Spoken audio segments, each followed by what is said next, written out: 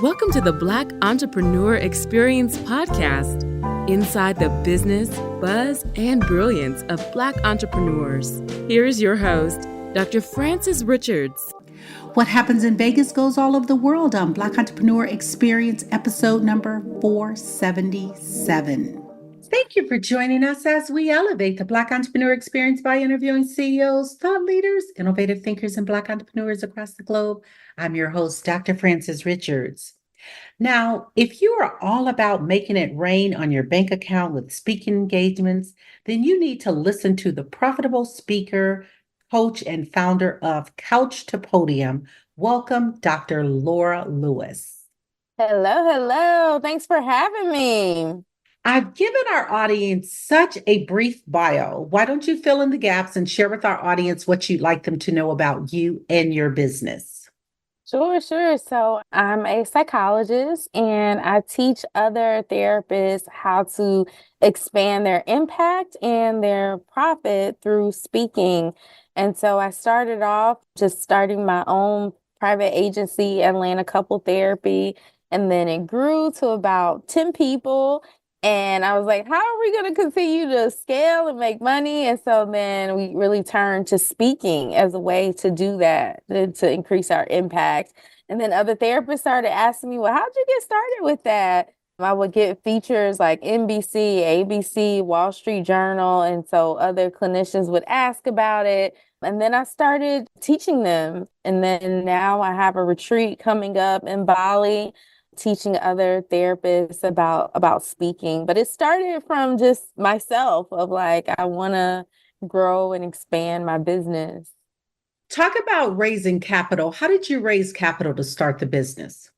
I didn't have any capital. I started with nothing.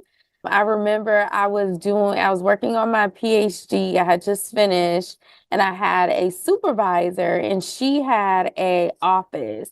And I asked her, I think she offered actually. She was like, well, you can use my office a couple days a week. And it was me and another lady, another psychologist. And so we was like, okay, we'll use your office. And so we would just use her office on the weekends. I would take probably Saturday and she would take Sunday. And that's how we started the business, really God's favor, because otherwise I didn't have any wealthy parent that was like, hey, here's a bunch of money and you can start your business this way. So we started there and then I ended up getting a government contract. It was like a 6-figure contract after hundreds of hours on the phone, getting cursed out, getting told, no, why are you calling? I was on food stamps at the time and I was just like, something has to happen. Something has to work.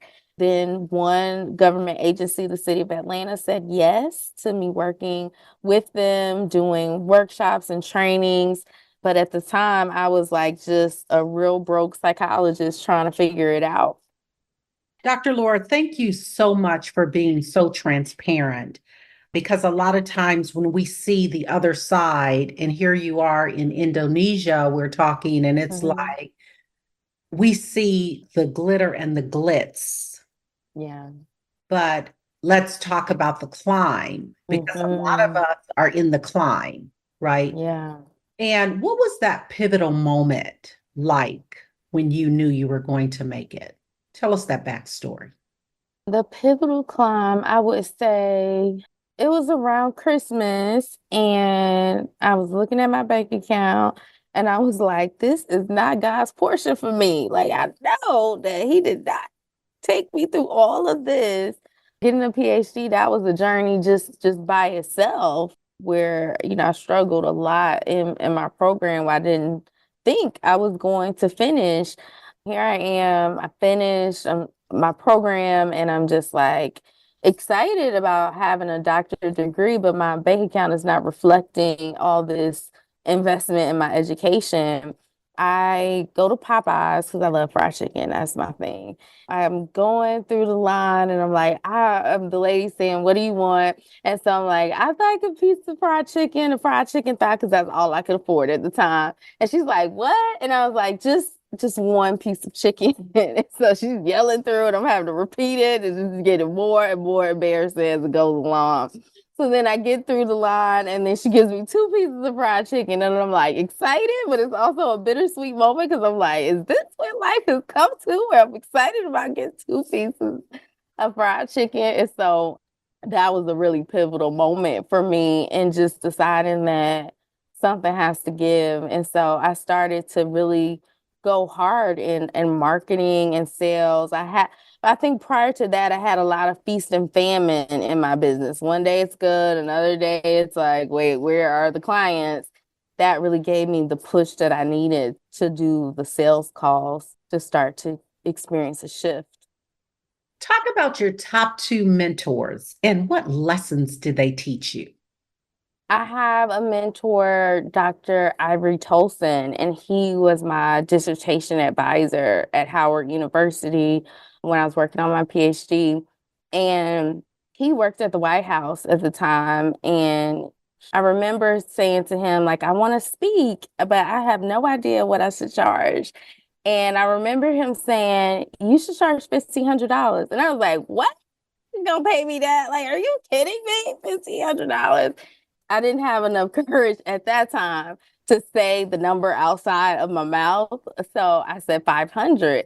And then the organization was the Chamber of Commerce. They was like, yes. And the swiftness of their yes let me know that I had underbid myself.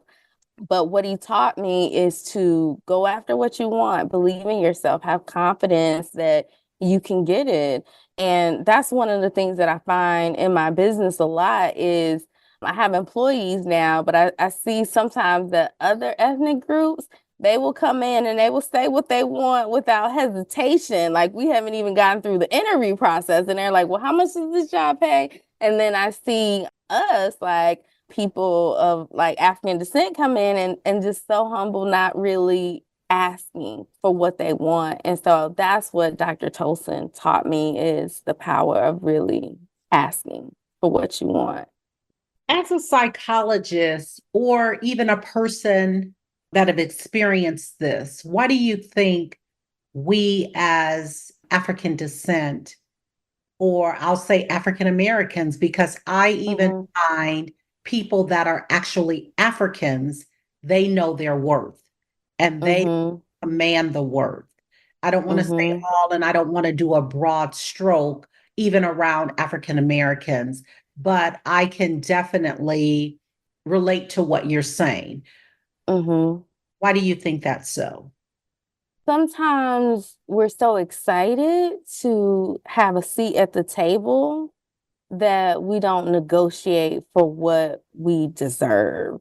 It's like, just thank you so much for allowing me to sit down. That we don't walk in, no, I deserve to have a seat at this table. Or no, I'm going to create my own table. A lot of times I think because of just the oppression that we've experienced as a people and being colonized and having our history raped from us, we don't have that same sometimes, not all the time, but in a lot of cases, we don't have that same vigor and confidence because of all of the systematic oppression that our people have faced in this country. Give us 3 truths that you've learned in life or business. 3 truths are you have what you want. I know that there have been times in my life that I wasn't as clear about what I wanted. There were times where I didn't believe that I could have it. And so I settled a lot. And in settling, I had that. I had what I thought I deserved. And then there were times when I got more clear about this is what I want, this is what I desire, and I had that. So that's one thing that I strongly believe, that you have what you believe you deserve, whether that's at a high level or whether that's at a low level. Another truth is freedom is everything. And so that's why I'm so excited, Dr. Richards, that you are putting on this podcast, because it's given space for entrepreneurs to be able to speak about the work that they're doing, because I really strongly believe that entrepreneurship is the gateway to freedom, to creating the life that you want. So I have a high value for freedom, working when you want, where you want, how you want. So that's one truth, is freedom is everything. Another truth, I'm a believer, a person of faith, and I believe that as a man thinketh in his heart, so is he. I believe we have to transform our mind every day. That's where a lot of where the enemy attacks is in our mind. When we have a clear mind, when we have a mind at peace, when we have a mind that has been poured into and strengthened and supportive, that changes everything in our life. That is really profound and very powerful. And when you talk about that clarity and the transformation of your mind and the power of your mind, I want you to speak specifically to someone in the audience, and that clarity is so clear, but they are struggling. They have a lot going on, trying to manage financially, trying to build their business. What advice would you give them? The advice I would give to you if you are struggling in your mind is get around people who believe in you. I love my dad to the core, and I know that he loves me. But when I started my business, he would tell me all the time, get you a good government job. Black folks are not going to come to therapy. He would tell me that all the time. And here I am starting my business. That's not the thing that I needed to hear, is what I'm trying to do is not going to work. And if I would have listened to him at that time, then I wouldn't have started the business that I have. I have a Facebook community called Black Marriage Matters with over 65,000 couples that come for healing. But here he is telling me Black folks don't come to therapy. And so sometimes it's something that you want to do, that you have too many people around you that are naysayers, that are negative Nancy's, and it's no way you can get your business off the ground that way. Also, another, like, just on a tangible level, a resource that helps me is having a business coach. And if you can't afford a business coach right now, I would say definitely check out the Urban League, the SBA, SCORE. These are organizations that your government dollars go towards building these agencies, that their sole purpose is to support entrepreneurships. You can get coaching, you can get mentorship. Ask for a Black coach, a Black mentor. It does make a difference a lot of times. It does make a difference. So those are some of the things that helped me early on, particularly when it came to finances. Get you a good accountant. I talked about how my dad talked about going into business, but he is an accountant. He definitely helped me with getting my books set up, with knowing what was coming in, what was going out. And sometimes as entrepreneurs, we ignore these things, and that's the quickest way to get out of business. 50 Cent says, never be too busy to count the money. We need to know our numbers in business, or hire someone that can help us with knowing our numbers. I want you to have a monologue. I want you to name this person, living or not. They've inspired you so much. Who is that person, and what are you saying to that person? It's my mother. My mother is the person that has inspired me. She pours into me. She's also a healer. She's a therapist. My mom, she had my sister when she was a teenager. She was 17 when she had my sister. For all of the world's statistics, she was not to be a success being a teen mom. But throughout all of the struggles that she experienced as a teen mom, financial struggles especially, she was determined to have a better life. So she went to college, she went to grad school, and she poured into me and believing that I could do whatever I wanted. And she was always this person that when times got tough, which they did get tough, business is not just the skyride of just success after success, but there are some hills and some valley moments if you want to be an entrepreneur. For me, my mom has always been that person of, baby, just come home. If it get bad, just come home. And so sometimes coming home looks like going home for a weekend, getting my soul stirred up again, getting reignited again for my business. But she always encouraged me. She always made me believe that I could do anything. I could be like the tree in the school play. And she would be like, baby, you was the best tree out there. And so you need somebody like that in your life that is your cheerleader, that's going to push you, that's going to encourage you when you can't see it for yourself. So that's my mom. She's my real life hero. That's beautiful. You talked about Black Marriage Matter and Mhm. couples. Why couple therapy? I saw a lot of divorce growing up. Everyone in my family is divorced. My grandparents, my aunts, uncles, siblings, everyone was divorced. And I would watch The Cosby Show and I'd be like, oh my God, like this is beautiful, successful Black couple out there. But I didn't see them in real life. And so I would be like, is this real?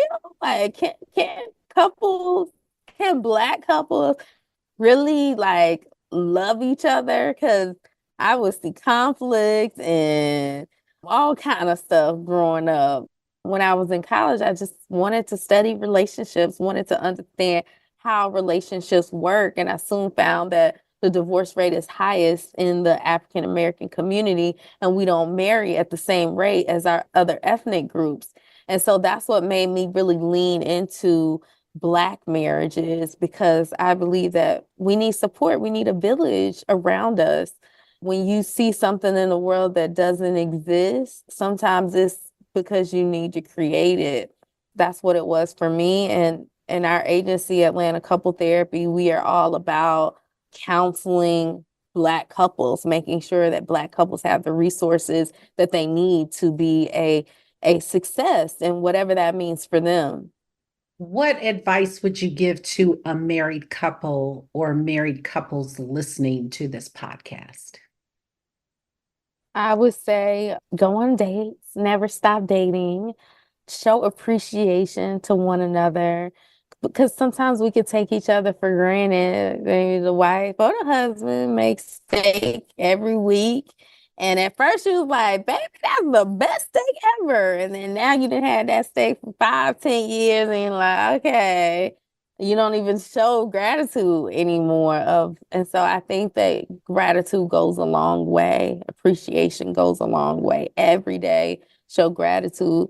Physical affection, give your spouse a hug longer than 6 seconds.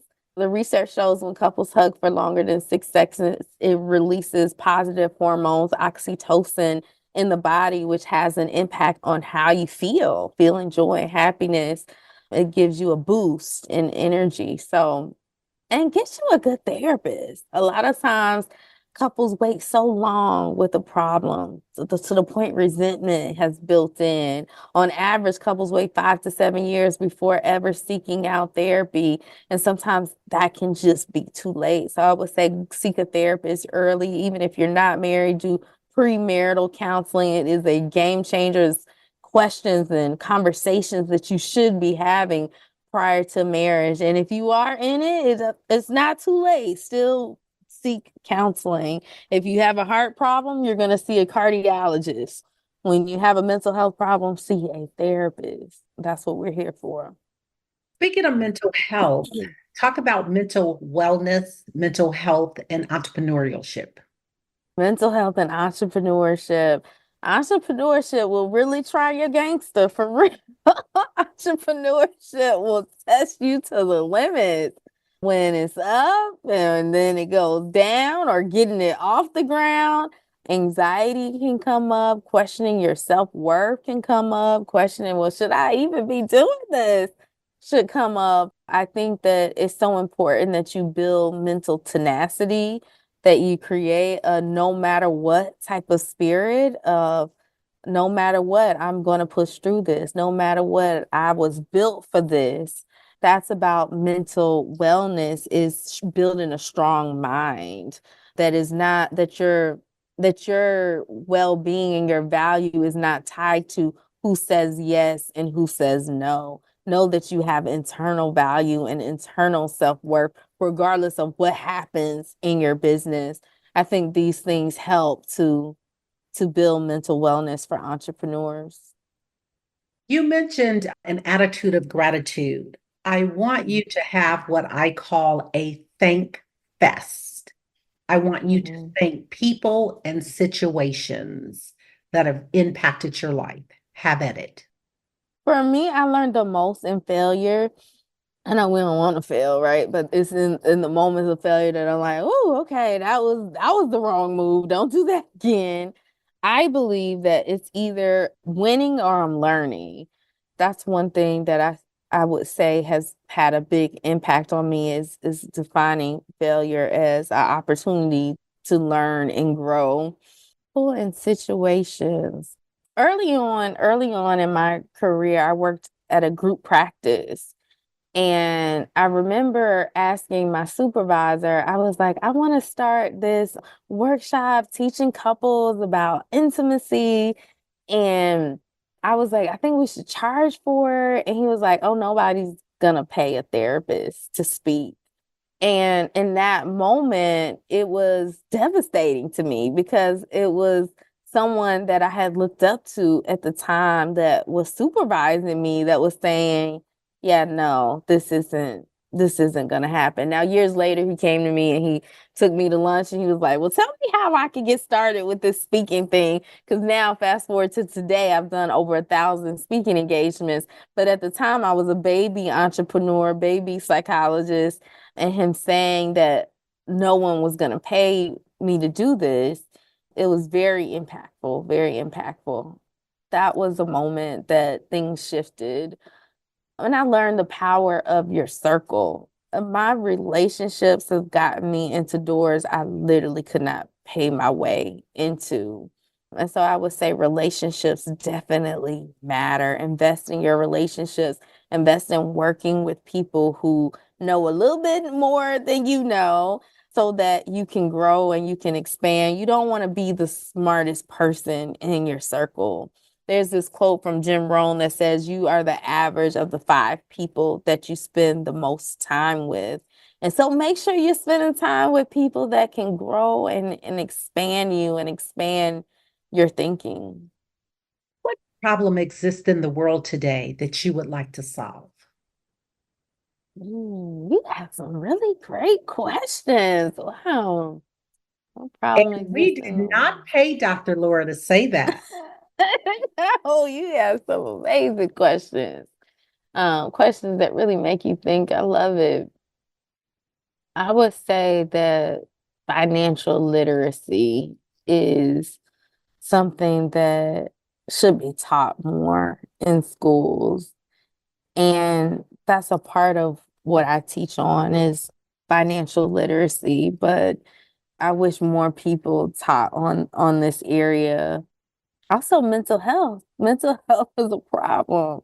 Mental health is a problem that I wish more people spoke about. And I love that you asked the question about mental health and entrepreneurship, because that's not something that I think enough people talk about is mental health in their business. Because so often I see entrepreneurs that are depressed, that are anxious, that are facing self-doubt, and it has a real impact on how they show up in their business, how they market themselves, how they sell, how they negotiate. That's another area that I would say I wish did not exist is I wish more people had education about mental health and business. What is your zone of genius? I'm very multi-passionate, so it's hard to narrow it down. But one area is travel. Travel is a zone of genius that I have, how to travel, how to go to a new country and figure out navigating it. I've traveled a lot. So that's a zone of genius that I have. Mental health, that's a zone of genius. And speaking.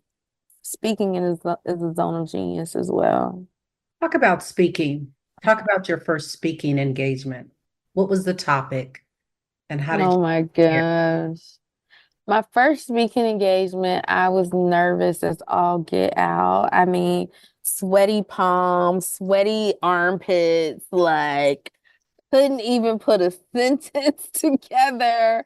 I think I talked about ethics within the Black community, mental health ethics. But I was so nervous. I was so nervous. Now, fast forward to today, I prepare a lot when I speak. I have my notes, I read my notes, I go over them probably 100 times. And it depends on what I'm talking about too. Like when I'm talking about something new, then it's a lot more preparation. If I'm talking about something that I've done 100 times, then it's not as much preparation. But yeah, that first one was real tough. Do you have a signature talk that you always give the majority of the time hmm and Yes. share? Mastering the art of relationship. That's one that I've done hundreds of times. Mastering the art of relationships. Talk about communication, intimacy, rebuilding trust. Those are some of the main areas that I do training on, both to couples and also I teach other therapists how to work with couples. Someone's listening and saying, I'm trying to boo up. Do you have a Yeah. speech on how to get a man? Mm, mm. Do you do any talks or any preparation? You talked about premarital. hmm Your lane is primarily married couples. Is that correct? hmm Yes, it is. I was with my ex-husband for 20 years and we made the difficult decision to divorce. And it was challenging. It was very challenging, very depressing. But coming out of that, I was like, oh, I need to put myself out there again. How am I gonna put myself out there again? Lord Jesus, I don't even know how to date. They online dating now. How does this thing work? And so I did an online profile with the help of my sister-in-law and met just a bunch of crazy men, a bunch of craziness. But in that process, what I discovered is how to sift through foolishness very quickly.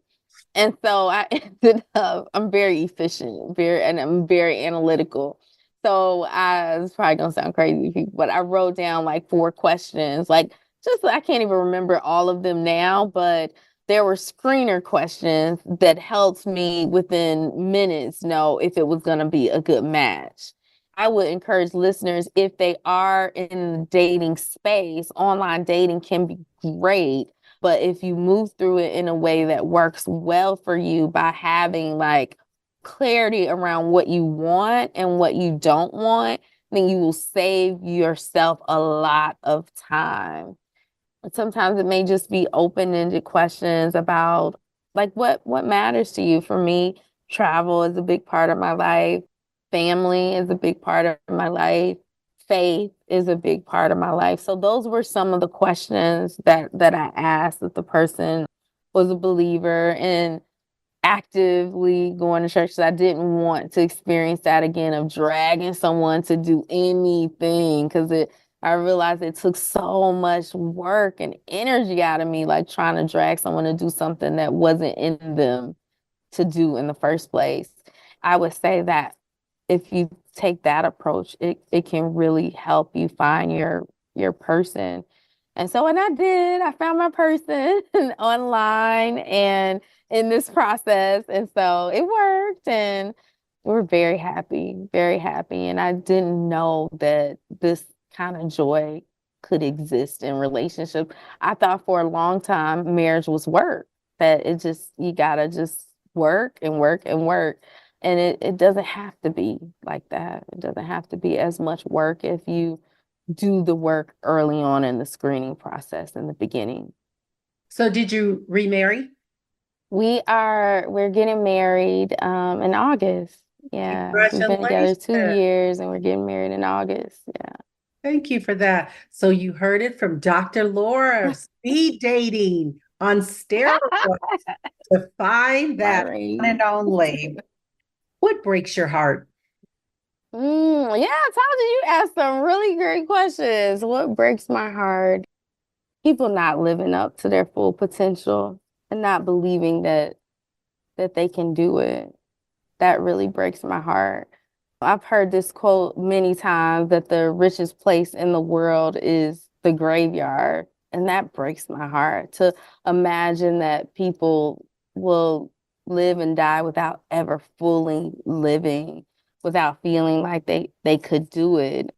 I travel a lot, and sometimes my family will tell me, oh man, we want to go. And I'm like, you can do it. Like it's not something that is unachievable. It can be done. I was one of the first people in my family to get a passport, and now other people in my family are getting passports now. And so that excites me. But the idea of someone wanting to do something, but waiting for someone else, like, oh man, I want to go see this movie, but no one wants to go with me, so I'm not gonna go. Or oh man, I want to start a business, but I don't know if I can really do it. So never starting the business. Or, man, I've just been hurt so much and I don't know if I can ever love again. That breaks my heart. So people having something in their heart that they desire, but not believing that they can have it. Those things break my heart. And Dr. Laura, just for clarification, when you talk about I travel a lot, tell our audience how much you've actually traveled. Okay. So I've gone to over 34 countries and I've traveled to most of the 50 states. I think it's about 10 that I haven't gone to, like Utah and Montana. And I usually travel about once a month. I'll take a trip. And right now I'm on a sabbatical where I'm traveling for about 3 months. I'm about a month and a half in. I'm in Indonesia now, Thank you a little remote island off the coast of Indonesia. thank you for that. What brings you Mhm. joy? A lot of things bring me joy. Water. I love to be around water. It's a part of my self-care. When I'm counseling clients, I talk to them about practicing good self-care. And so whenever I can be around water, it just reignites my soul. My faith brings me joy. Connecting with God, prayer, listening to sermons bring me joy. Reading my Bible. So I wish I would read my Bible more, but those things bring me joy. And when you talk about self-care, what does self-care look like for Dr. Laura? For me, it looks like walking on the beach, laying on the beach, reading a book on the beach. I'm a water baby. So I grew up in Florida, about 15 minutes from the beach all my life. Whenever I get a chance to be near a beach, that brings me joy. Taking hot baths with candle lights and music, those things bring me joy. Advice you wish you had followed. I wish I had invested in a mentor earlier. For a while, I thought I couldn't afford it, which was a lie. Like, and sometimes we tell ourselves lies that of things that we want to do, but we don't do. And so I wish I had followed the advice of having a business coach at the beginning of entrepreneurship. I would have made less mistakes and I would have grown much quicker if I had a business coach early on. How do you vet a business coach? Look at their results, look at the results that they have for their life, their business, and also the results that they get for their clients. What is the biggest takeaway from our conversation today? What do you want the audience to leave with? I want you to leave with knowing that you can do it. You can do it. Don't let anything stop you. Sometimes business can be tough, but you are built for this. Are you still having fun in your business? A lot of fun. A lot of fun. Every day. And I want you to fill in the blank. I am better because. I'm better because of God. God, man, It's sometimes God carried me through some things in my life. Some moments when God literally carried me through it, times when I wanted to give up, times when I thought, like, I don't know, God, you called me to this, but when's it gonna happen? God is like my faith.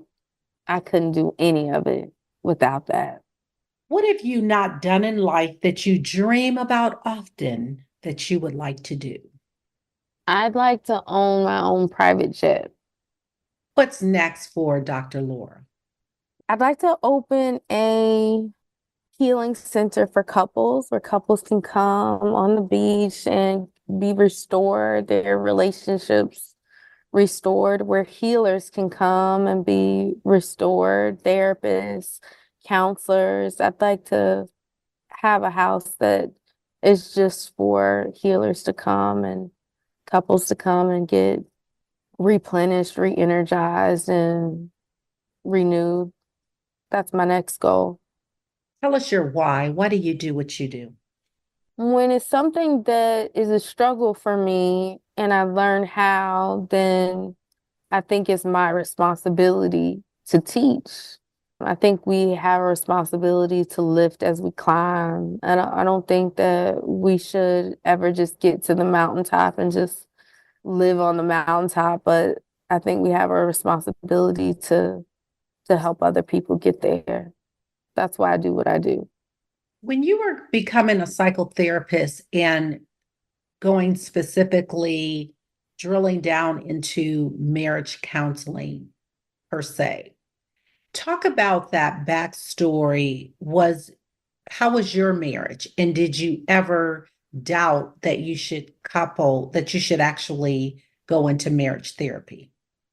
There's a few layers to that answer.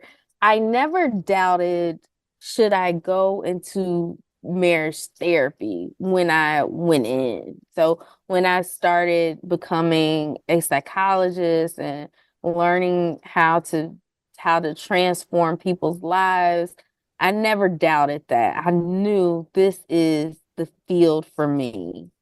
It was hard and it was times when I wanted to give up, but I knew it was this internal knowing that this is what I'm supposed to do. This is my life's work. This is my ministry. This is what I was put on earth to do.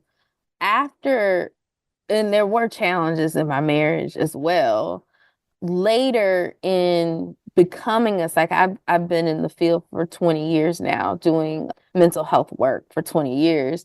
And so after my time at Howard and years into being a couples therapist, when I got a divorce, I thought, who am I to do this? Like, my parents didn't work. Who am I to go out here and teach people how to have a happy relationship and my marriage failed? So yes, I definitely had those moments for sure. Because people ask me all the time, they'll say, well, are you married? Or all different ways. Like, how long have you been in a relationship? All these different questions. And so it would, in the questions, I would have self-doubt of, can I do what I'm doing if having this failed experience? I soon after going through a period of depression myself, I started to see it differently. I started to see it more from the vantage point of, it is in those experiences that I can share with other people.